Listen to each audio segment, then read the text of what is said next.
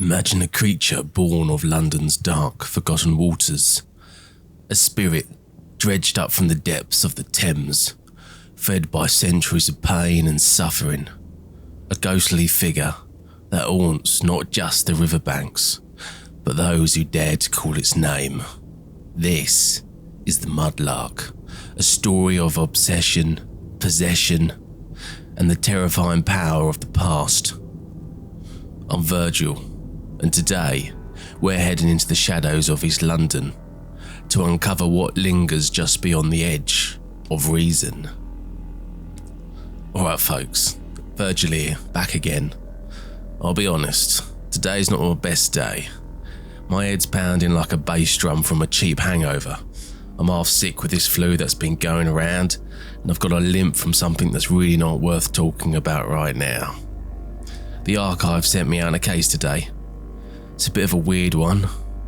Not that there's any other kind when it comes to my work. We're heading down to the forgotten little nook in East London, a part of Brick Lane that doesn't show up in any guidebook. Picture it. It's late afternoon, the kind of grey that swallows the city whole, rain drizzling just enough to get under your collar, and the alley I'm heading is just off the side of a little coffee shop that's seen better days. The kind of place where the air's thick with the smell of burnt espresso and damp brick, the walls plastered with band posters faded by rain. It's the kind of London you only end up in if you're lost, or something's pulled you in. There was something in the air, something heavy and cold, and it wasn't just the November chill. I felt it clinging to my skin the minute I turned the corner, like stepping into someone else's bad dream. The case started with a message passed through one of our field operatives. He'd gotten the story from a guy who looked like he hadn't slept in weeks, shaking hands, eyes wide, that haunted look people get when they've seen something they can't explain. He told a tale that was hard to pin down, rambling, almost manic, but there were key details that caught my attention, things that made it more than just another old ghost story.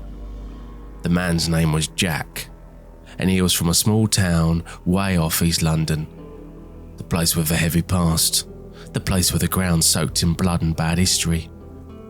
But what haunted him wasn't from there. It had followed him. Jack said it was the summer of 2017. He'd gone looking for something Thameside alleyways, poking around places he shouldn't have. He was trying to make something, some kind of online series, he said, about some mythical creature he called the Mudlark. You see, mudlarks were scavengers who used to comb the muddy shores of the Thames for anything they could sell, picking their way through filth, sewage, sometimes worse, back in the Victorian times, mind. Jack had this idea that if he could create the kind of right story, make it real enough, then maybe it could breathe life into the town. He wanted to give it some kind of eerie fame like Jack the Ripper had for Whitechapel. But there's always a danger in calling out to things you don't understand, because sometimes, my friends, they fucking answer. The acrid smell of decay and something earthly like wet soil lingered on Jack's breath as he spoke, his words rolling out faster than he could catch them. He spoke about how, after spending days of collecting footage of old mudlarking spots, he'd find himself on the coast of the Thames, knee-deep in mud and muck, and as he looked out onto the misty river, a solitary child was standing there staring at him, cold, thin, but just staring, with hollow, dead eyes, and from the distance, a sweet, siren-like melody, like his mother was crying out to him, singing him one last lullaby before he went to sleep. He'd then wake up, jolting out of bed, feeling like he'd never slept at all. And that's when the pain came in. He felt like his limbs were being torn apart. The doctors couldn't make sense of it. They'd ran tests, took scans, found nothing. Spent 10 days in a haze of agony, unable to move, barely able to think. It left him scarred mentally and physically. And though he got out of hospital, Jack was different. Something had marked him. His voice trembled as he described that feeling, the sense that something had followed him home, something that fed off of his fear. The music that woke him that night, the feeling of being watched even when he was alone in his flat. He'd fallen into a cycle of paranoia, losing his job, shutting himself off from everyone, as if isolating himself might protect others from what had lurked around him. And through it all, there was the Mudlark, not just a story anymore, but now a presence. A small figure from beyond, born of pain, watching, waiting. And that's when it got weirder. Jack spoke about time, how time itself seemed to bend around the Mudlark, how he'd lose hours, sometimes days, only to find strange symbols carved into his walls, even on his skin. He showed the operative a scar, 3 lines, like claw marks, that hadn't been there the night before. He believed that the Mudlark wasn't just hunting him, but trying to possess him, trying to make him part of his own twisted story. Now, I'm not one to scare easily. I've seen things that could make most people pick up and leave the city for good. But there's something about Jack's story that sat heavy in my gut. Resonance, maybe. The way he described these symbols. Old looking, carved into his skin. They matched things I'd seen before. Symbols tied to possession, to breaking of wheels. It wasn't just a haunting. It was a claim. The story intrigued me, and it got me thinking. Is the Mudlark real? Or is it some other kind of ghost, like a mimic who's mimicking the Mudlark?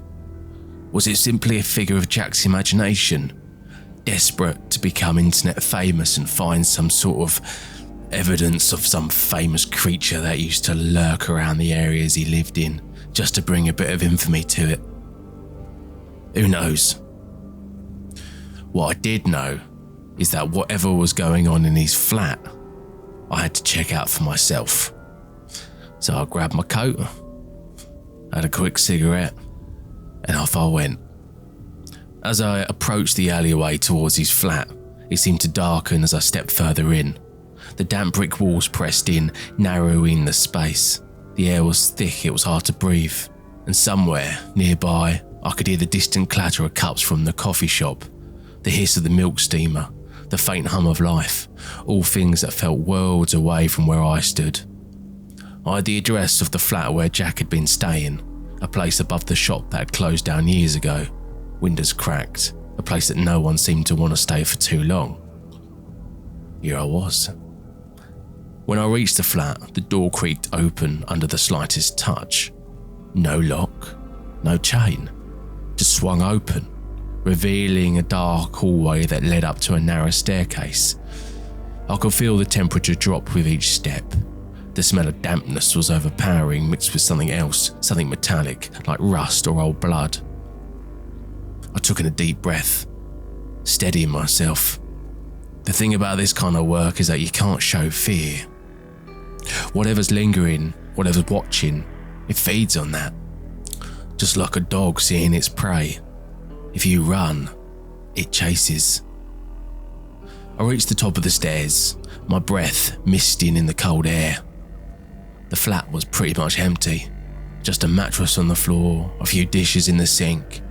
And there, on the wall, were the symbols, the 3 claw marks, scratched deep into the plaster, still fresh, like they'd been made that very morning. I could almost feel them vibrating, humming with a dark energy. The air felt around me heavy, oppressive, as if something unseen was pressing down on my shoulders. Maybe he was right after all, but is it actually a Mudlark? But that is when I heard it. A soft, low melody drifting in from the shadows, the same haunting tune that Jack had described. And then I felt it, its presence, cold, dark, creeping closer to me. Of course, my instincts kicked in, the hairs on my neck standing on the end. I knew I had to act fast. This thing wasn't going to wait politely for an introduction. I pulled a flare from my satchel, the kind I keep for emergencies just like this, and with a flick, It sparked to life, the bright red flame hissing and spitting light into the darkness, and in my other hand I had a wrist-mounted mini buckler, barely bigger than my forearm, but inscribed with something special, the Eradicate's cross. It's an ancient symbol tied to the stars in the night sky, one of the most powerful symbols for warding off evil spirits. I raised it above my head as the darkness seemed to close in.